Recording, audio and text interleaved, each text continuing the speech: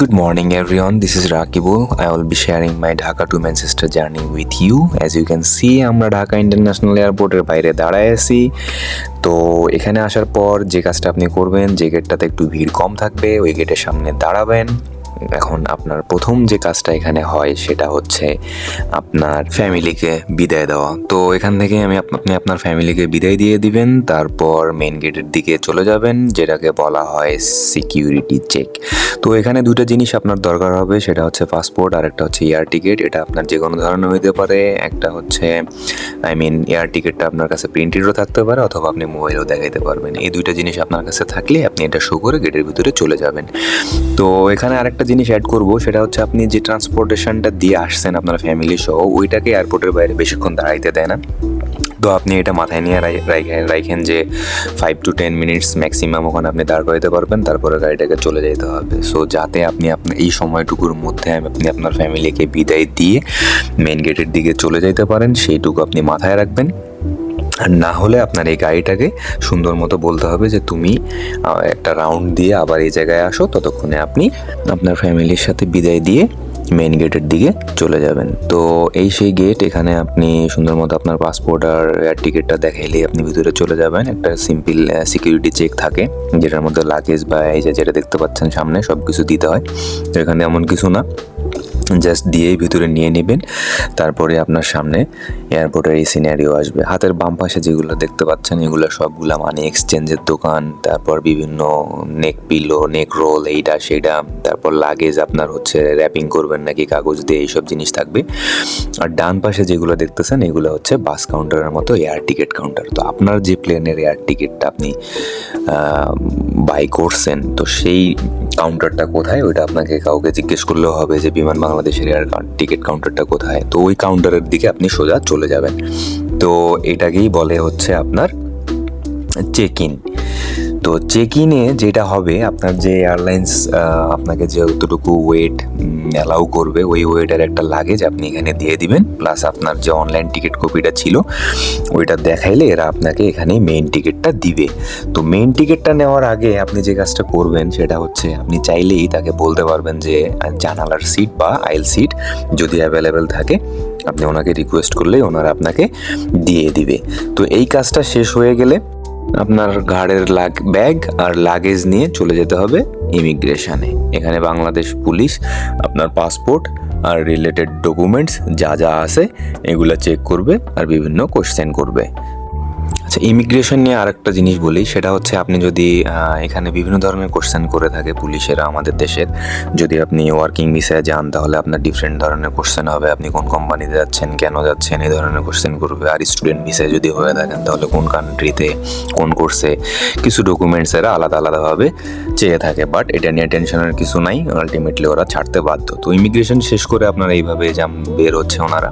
এখানে আপনার কাছে ওই জিনিসগুলোই থাকবে যেগুলো নিয়ে আপনি প্লেনে উঠবেন, ছোট্ট একটা লাগেজ, হাতে একটা ব্যাগ, দ্যাটস ইট। ইমিগ্রেশন শেষ, তার মানে আপনি এখন রিল্যাক্স, আর কোনো টেনশন নাই। এখন আপনি এখান থেকে হালকা পাতলা প্লেনে ওঠার আগে নাস্তা করে নিতে পারেন। নেওয়ার পরে সামনের দিকে যদি আপনার ডিউটি ফ্রি শপ যেগুলোকে বলে আর কি, এখান থেকে আপনি কোনো কিছু কিনতে চাইলে কিনতে পারবেন। এরপর আর কোনো সেরকম কোনো চেক ইন নাই।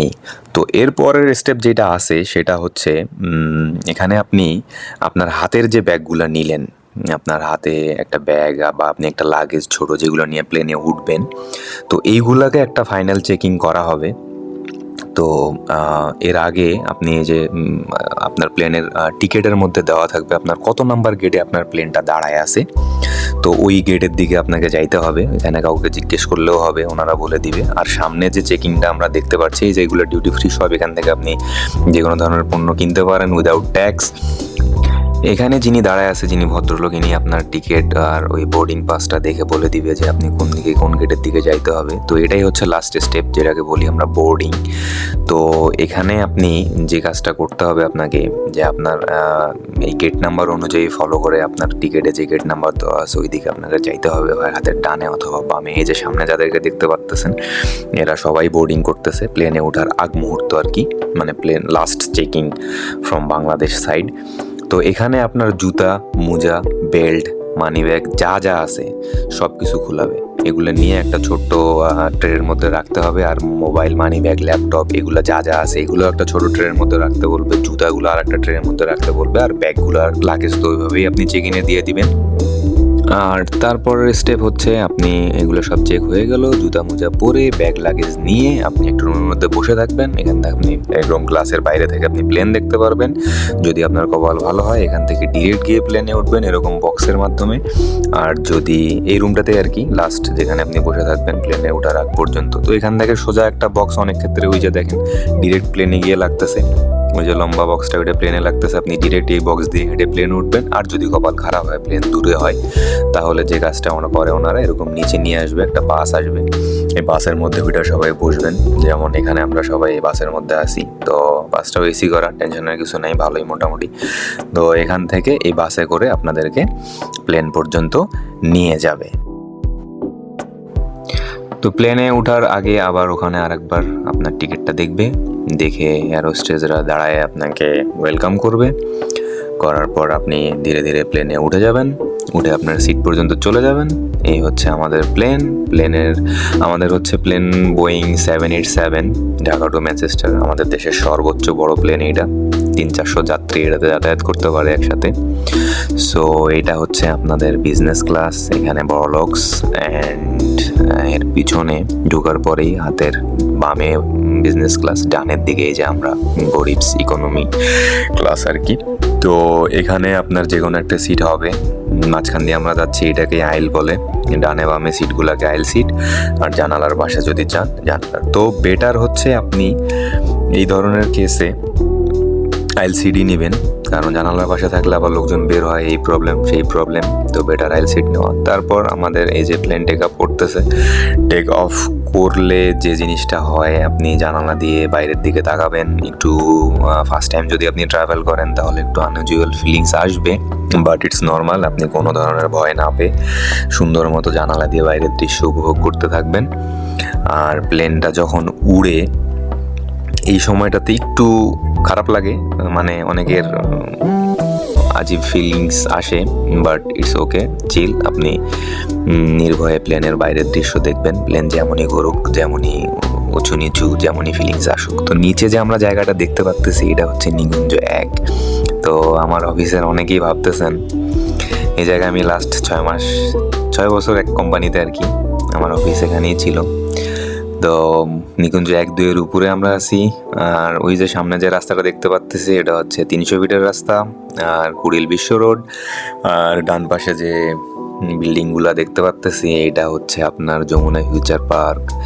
তারপর হচ্ছে আপনার বসুন্ধরা আবাসিক এরিয়া। তো দিনের বেলা ছিল, ভালোই আপনি চাইলে জানালা দিয়ে দেখতে পারবেন ঢাকা শহরের সুন্দর একটা ভিউ। তো ঢাকা টু ম্যানচেস্টারের যারা নেক্সট ফ্লাইটে আসবেন আমি তাদের উদ্দেশ্যে বলবো যে আচ্ছা, এখন আমরা যে সুন্দর জায়গাটায় আছি, বাইরে যে ভিউটা দেখতে পারতেছেন এটা এই সুন্দর ভিউটা হচ্ছে সিলেটের।